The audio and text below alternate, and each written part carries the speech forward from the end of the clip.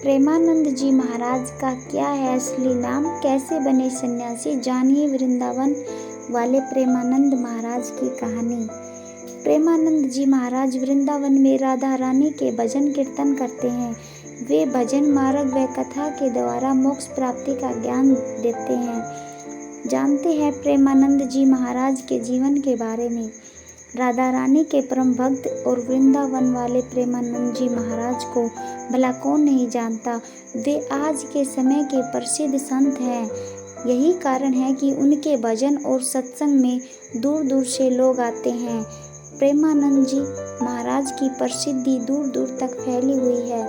कहा जाता है कि भोलेनाथ ने स्वयं प्रेमानंद जी महाराज को दर्शन दिए। इसके बाद वे घर का त्याग कर वृंदावन आ गए। लेकिन क्या आप जानते हैं कि प्रेमानंद जी महाराज ने क्यों साधारण जीवन त्याग कर भक्ति भाव का मार्ग चुना और महाराज जी सन्यासी कैसे बन गए?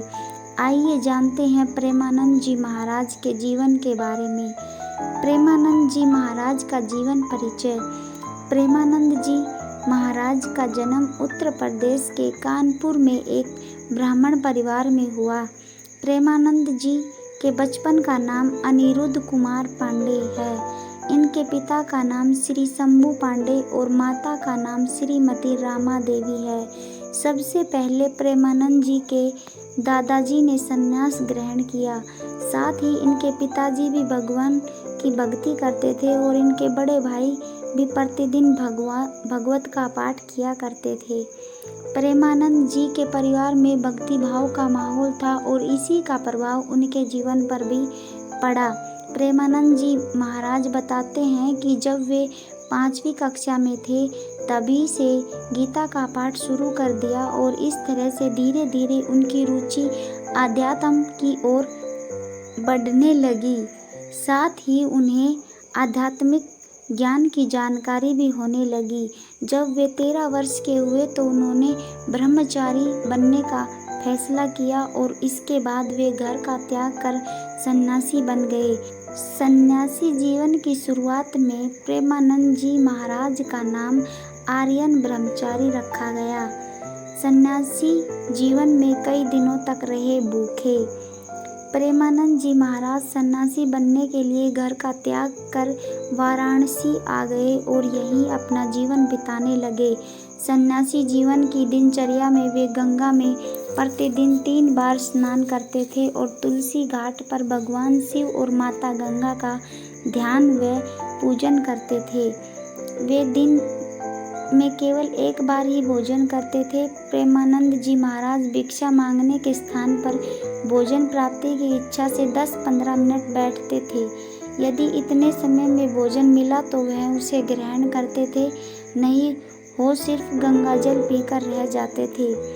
सन्यासी जीवन की दिनचर्या में प्रेमानंद जी महाराज ने कई दिन भूखे रहकर बिताया। प्रेमानंद जी के वृंदावन पहुंचने की चमत्कारी कहानी। प्रेमानंद महाराज जी के सन्यासी बनने के बाद वृंदावन आने की कहानी बेहद चमत्कारी है। एक दिन प्रेमानंद जी महाराज से मिलने एक अपरिचित संत आए और उन्होंने कहा, श्री हनुमत धाम विश्वविद्यालय में श्री राम शर्मा के द्वारा दिन में श्री चैतन्य लीला और रात्रि में रास लीला मंच का आयोजन किया गया है, जिसमें आप आमंत्रित हैं। पहले तो महाराज जी ने अपरिचित साधु को आने के लिए मना कर दिया, लेकिन साधु ने उनसे आयोजन में शामिल होने के लिए काफ़ी आग्रह किया, जिसके बाद महाराज जी ने आमंत्रण स्वीकार कर लिया। प्रेमानंद जी महाराज जब चैतन्य लीला और रास लीला देखने गए तो उन्हें आयोजन बहुत पसंद आया। यह आयोजन लगभग 1 महीने तक चला और इसके बाद समाप्त हो गया।